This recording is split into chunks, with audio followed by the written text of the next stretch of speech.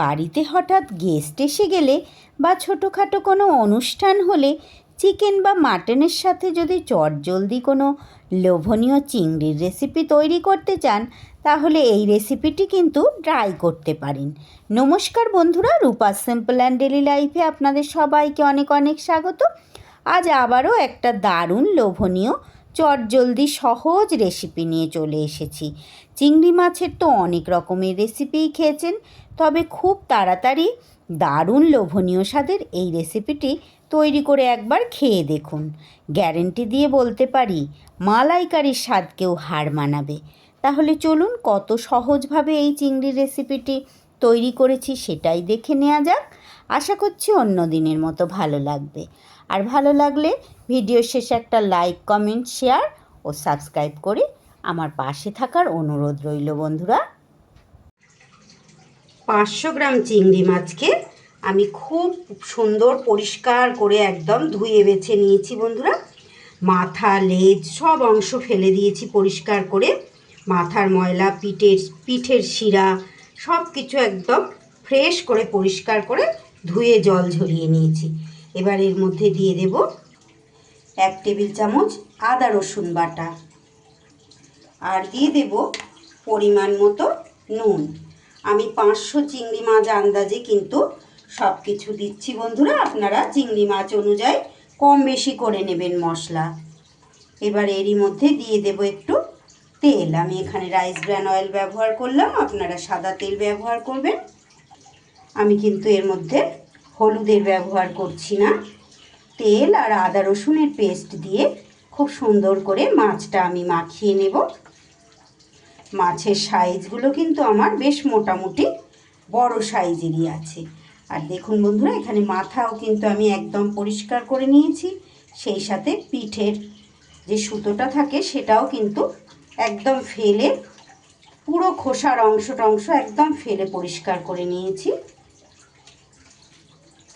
এইভাবে মাখিয়ে আমি 5 মিনিটের জন্য রেখে দেব। বেশি সময় রাখার দরকার নেই, 5 মিনিট রাখলেই হবে।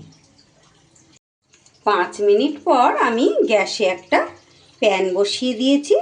এবার এরই মধ্যে দিয়ে দিচ্ছি কিছুটা রাইস ব্র্যান অয়েল। অবশ্যই এখানে আপনারা সাদা তেল ব্যবহার করবেন বন্ধুরা। আর এরই মধ্যে দিয়ে দিচ্ছি আমি 2 টেবিল চামচের মতো ঘি। তেল আর ঘি একসাথে খুব ভালো করে গরম হয়ে গেলে আমি চিংড়িগুলো ভেজে নেব। খুব হালকা করে ভাজতে হবে, চিংড়ি মাছ তো বেশি ভাজা করা যায় না, আপনারা জানেন। আস্তে আস্তে ম্যারিনেট করা চিংড়িটা আমি দিয়ে দিলাম। মাঝারি টু লো আঁচে চিংড়ি মাছটা আমি একটু বেশি সময় ভাজবো না বন্ধুরা, মিনিট 2 একটু নাড়াচাড়া করে ভেজে নেব। চিংড়ি মাছ কিন্তু বেশি ভাজা করলেই রবারের মতো শক্ত হয়ে যায়, খেতে একদমই ভালো লাগে না। বাড়িতে হঠাৎ করে গেস্ট এসে গেলে চিকেন বা মাটনের আইটেম যাই থাকুক না কেন, একটা অন্যরকম মাছের রেসিপি আমাদের তৈরি করতেই হয়। আর দেখবেন চিংড়ি তো স্বাদে অতুলনীয়, তাই খুব চটজলদি চিংড়ির এই রেসিপিটা কিন্তু আপনারা চাইলে বানিয়ে নিতেই পারেন। খুব কম সময় হয়ে যায় কিন্তু দুর্দান্ত স্বাদ হয়। চিংড়িটা থেকে কিন্তু আমার জল ছাড়তে শুরু করে দিয়েছে, তাই গ্যাসের ফ্লেমটাকে আমি হাই করে দিয়েছি যাতে তাড়াতাড়ি জলটা শুকিয়ে যায়। চিংড়িটা ফ্রাই হতে হতে আমি একটা মশলার পেস্ট তৈরি করে নেব বন্ধুরা। একদম শর্টকাটে আমি আজকে এই চিংড়ির রেসিপি শেয়ার করছি আপনাদের সঙ্গে। তাহলে দেখুন কি কি মশলা আমি নিচ্ছি। মশলা তৈরির জন্য এখানে আমি একটা মিক্সির বাটি নিয়ে নিয়েছি। বাটিটাতে দিয়ে দেব সবার প্রথমে আমি 100 গ্রামের মতো টক দই। যেহেতু 500 গ্রাম আমার মাছ আছে, তাই আমি 100 গ্রামের মতো টক দই এখানে ব্যবহার করছি। আর দিয়ে দেব বেশ বড় সাইজের একটা পেঁয়াজ। সব কিছু কিন্তু আমি একসাথে পেস্ট করব বন্ধুরা। আর দিয়ে দেব অল্প পরিমাণ একটু আদার টুকরো, আর সেই সাথে বেশ কয়েকটা রসুন। এরই মধ্যে দিয়ে দেব আমি আমার ঝাল অনুপাতে কাঁচা পাকা কয়েকটা কাঁচা লঙ্কা, আর দেব 1 টেবিল চামচ চাল মগজ। যেহেতু এটা চটজলদি রেসিপি আমি দেখাচ্ছি বন্ধুরা, তাই কিন্তু আমি সব কিছু একসাথে একদম মিহি পেস্ট একটা তৈরি করে নেব। আপনারা চাইলে কিন্তু পেঁয়াজ, আদা, রসুন এগুলো আলাদা আলাদাভাবেও পেস্ট করতে পারেন। তাহলে মিহি পেস্ট একটা তৈরি করে নিই। মিহি পেস্ট কিন্তু আমি একটা তৈরি করে নিয়েছি। এদিকে কিন্তু চিংড়ি মাছও আমার একদম ভাজা হয়ে গেছে। এবার মাছগুলো আমি তুলে নেব। মাছগুলো আমি তুলে নিয়ে এবার আমি এই ভেজে রাখা মাছের ওপরে আর সামান্য একটু রাইস ব্র্যান অয়েল দিয়ে দিলাম। এখানে বন্ধুরা আপনারা যদি চান তেল অ্যাড না করে এখানে আর একটু ঘিও দিয়ে দিতে পারেন। আমি একটু তেলই ব্যবহার করলাম। ফোড়নে দিয়ে দিচ্ছি একটা তেজপাতা, আর দিয়ে দিচ্ছি একটু গোটা গরম মশলা। আছে আমার 4টে ছোটো এলাচ, 4টে লবঙ্গ, আর একটু দারচিনি।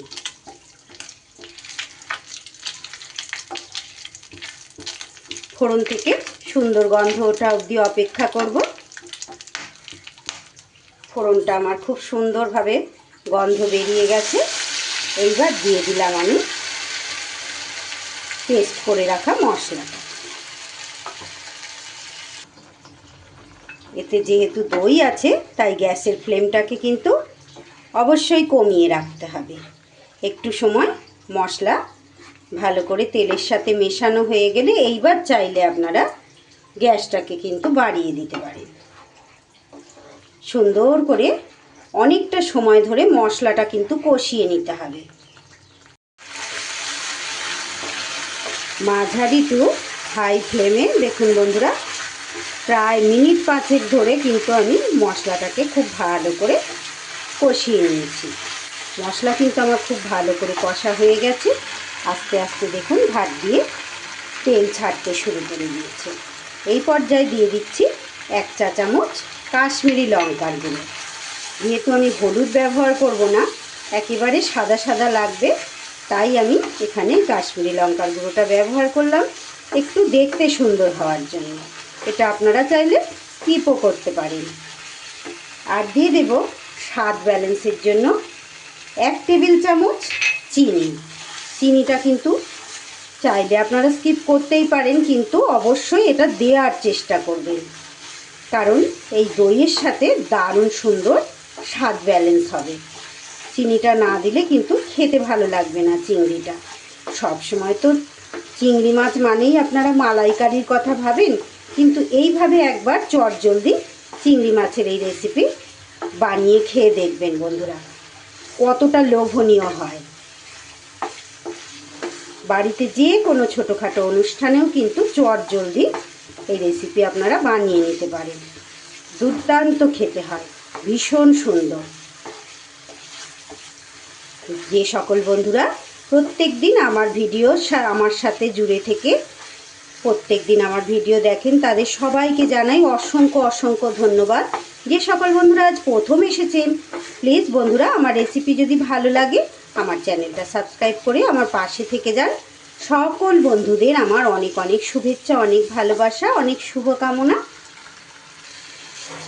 গ্যাসটা কিন্তু আমার কমানো আছে, আমি কিন্তু কমিয়েই মশলাটা শেষের দিকে কষাচ্ছি।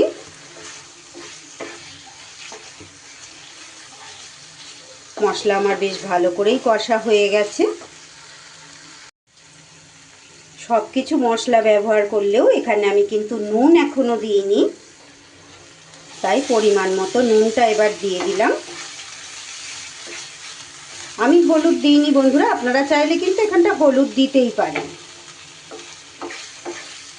হলুদ দিয়ে তৈরি করলেও কোনো অসুবিধা নেই, স্বাদের কিন্তু কোনো হেরফের হবে না। খুব ভালো করে নুনটাও মিশিয়ে দিয়ে এইবার আমি সবার প্রথমে মিক্সির বাটিটা ধুয়ে সামান্য একটু জল দিয়ে দিচ্ছি। দিয়ে আবার একটু ভালো করে নাড়িয়ে চাড়িয়ে নেব। খুব সুন্দর করে মশলা নাড়িয়ে চাড়িয়ে নিয়ে এইবার আমি ভেজে রাখা চিংড়ি মাছ কিন্তু দিয়ে দিলাম। মশলার সাথে গ্রেভির সাথে চিংড়ি মাছ খুব ভালো করে মিশিয়ে নেব।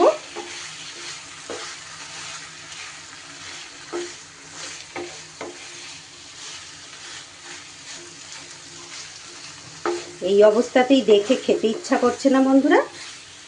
কি সুন্দর দেখতে লাগছে।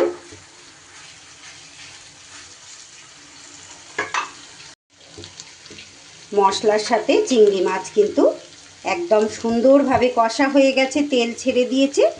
এইবার যেই পাত্রটায় আমি চিংড়ি মাছগুলো ভেজে রেখেছিলাম সেই পাত্রটাতেই একটু জল দিয়ে দিলাম পরিমাণ মতো জল। একটু মাখা মাখা হবে গ্রেভিটা, না পাতলা হবে না খুব শুকনো ভাব হবে, সেই রকম বুঝে কিন্তু আমি জলটা দিলাম। আপনারা চাইলে এখানে গরম জল ব্যবহার করতে পারেন বন্ধুরা, আমি কিন্তু নর্মাল টেম্পারেচারের জলই দিয়েছি। এইবার আমি 2 মিনিটের মতো চাপা দিয়ে গ্যাসটা কমিয়ে দেব। মিনিট 2 ঢাকা চাপা দিয়ে এইভাবে কুক করে নেবার পর দেখুন কতটা সুন্দর দেখতে হয়েছে, তেমনই কিন্তু দুর্দান্ত খেতেও হয়েছে। দিয়ে দিচ্ছি মুখ ফাটিয়ে নেওয়া 3টে কাঁচা লঙ্কা।